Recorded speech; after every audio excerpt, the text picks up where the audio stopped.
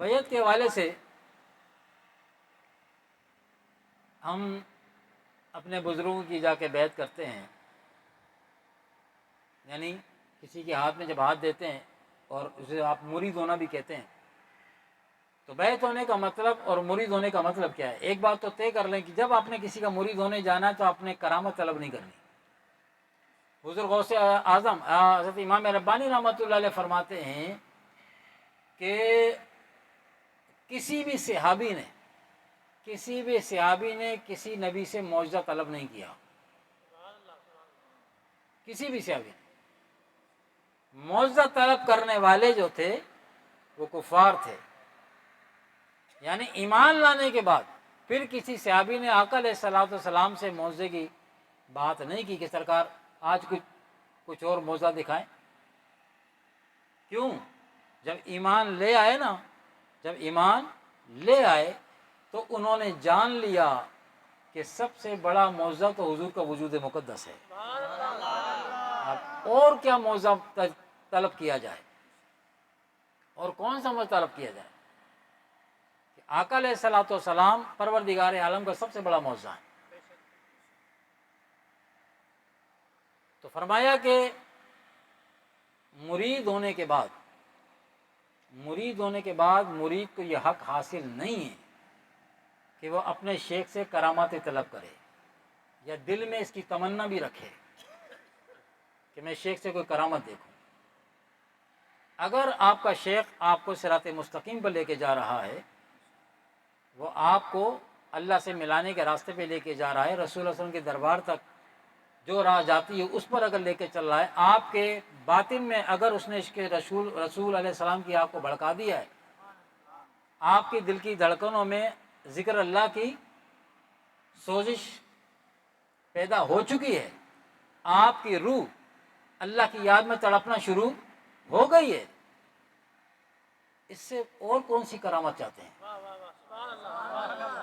کیا یہ اپنے اختیار کی بات تھی کہ میری روح اللہ کی یاد میں تڑپے، میرا دل اللہ کے ذکر میں 24 آورس، 1-2 گھنٹے کی بات نہیں، 24 گھنٹے اللہ کے ذکر میں لگا رہے؟ کیا یہ میرے اختیار کی بات تھی کہ دل تو دل، میرا لطیف قلب بھی، میرا لطیف روح بھی، میرا لطیف سر بھی، میرا لطیف خفی بھی، میرا لطیف اخفا بھی، میرا لطیفہ نفس بھی، میرا سلطان اسکار بھی، 7 اسباق انسان کے اندر موجود ہیں لطائف، ایک لطیفہ بھی اپنے طور پہ جاری کرنے کا انسان کو اختیار نہیں۔ کوئی کہے نا کہ میں نمازیں پڑھ کے میں اپنا لطیفہ جاری کر لوں، پہلا لطیفہ قلب جاری کر لوں، قیامت آ جائے گی پہلا لطیفہ قلب جاری نہیں ہوگا۔ کیوں؟ یہ اللہ کا بنایا ہوا قانون و قدرت ہے۔ اس کام کے لیے تمہیں کسی کے پاس جانا پڑے گا۔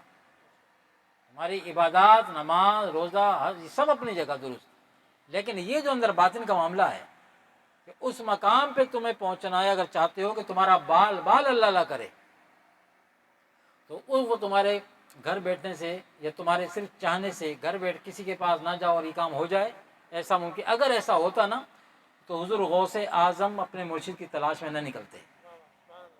پیرانے پیر دستگیر جن کی آپ 11ویں مناتے ہیں، ہم اور آپ 11ویں مناتے ہیں، انہوں نے اپنا مرشد تلاش کیا ہے بھائی۔ جب پیرانے پیر مرشد کی تلاش میں نکلے ہیں، خواجہ محمد چشتی اجمیری سنجری رحمۃ اللہ علیہ وہ تلاش میں نکلے ہیں، حضور سیدنا مجد ثانی رحمۃ اللہ علیہ وہ تلاش میں نکلے ہیں، یہ بڑے بڑے نام ہیں، بابا فرید رحمۃ اللہ علیہ وہ تلاش حق کے لیے کسی مرشد کی تلاش میں نکلے ہیں، تو پھر ہم اور آپ انہی کے ماننے والے ہیں نا، جن کے دن مناتے انہی کے ماننے والے، تو ہم دن تو مناتے ہیں، ماننے والے بھی ان کے، تو پھر ان کی مانتے کیوں نہیں ہیں؟ حضور غوث اعظم نے اپنا مرشد تلاش کرنے میں کرامت کو معیار نہیں بنایا تھا، وہاں جا کے نہیں کہا تھا کہ مجھے کوئی کرامت دکھائیں۔ امام ربانی رحمۃ اللہ علیہ نے اپنے مرشد سے کوئی بات طلب نہیں کری، بابا فرید رحمۃ اللہ علیہ نے کوئی کرامت طلب نہیں کری۔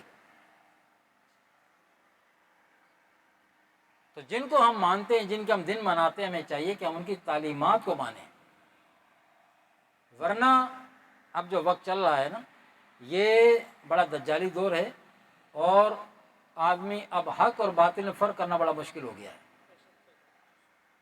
کیا روحانیت ہے اور کیا شیطانیت ہے، عام آدمی تو فرق ہی نہیں کر سکتا.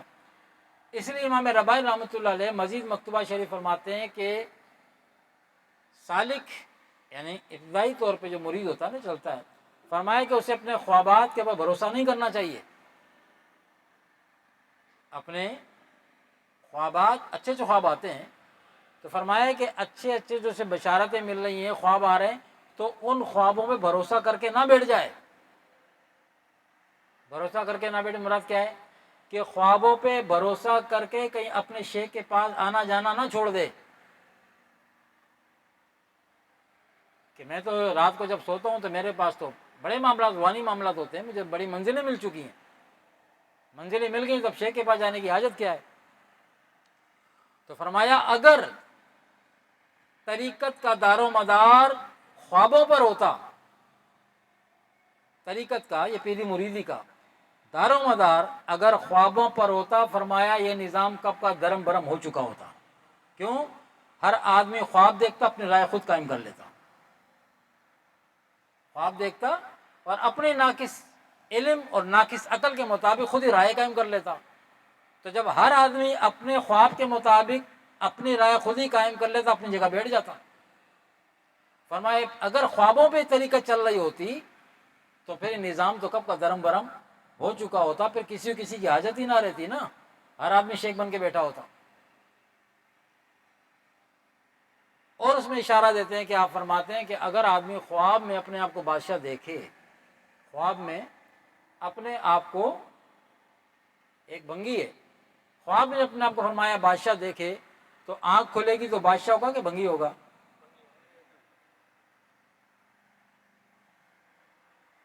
فرمایا تو انسان کو اپنی اوقات میں رہنا چاہیے. اگر اچھی نیک بشارتیں مل رہی ہیں اسے اپنا کمال نہ سمجھے، اس کا فضل و کرم جانے.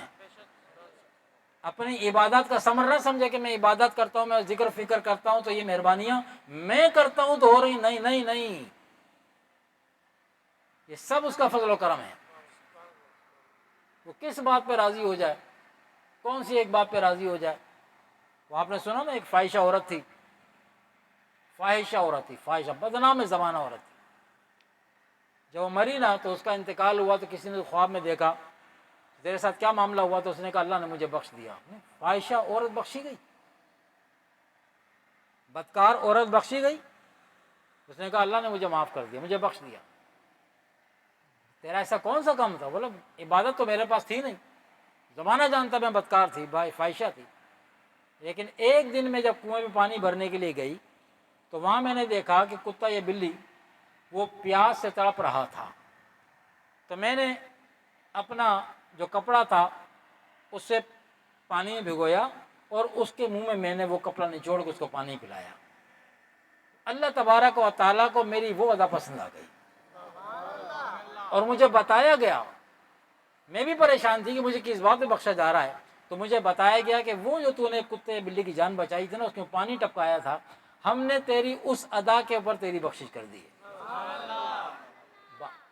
بات کو سمجھے؟ بتانے کا مقصد کیا ہے کہ وہ جب اگر بخشنے پر آئے تو وہ عبادتوں کو نہیں دیکھتا، اور اگر پکڑنے پہ آئے تو کہتے میں نے تمہاری کوئی بات قبول ہی نہیں کی، کیوں کہ تمہاری عبادت اس لائق تھی ہی نہیں. تمہاری عبادتیں اس لائق تھی نہیں کہ میری بارگاہ تک پہنچتی.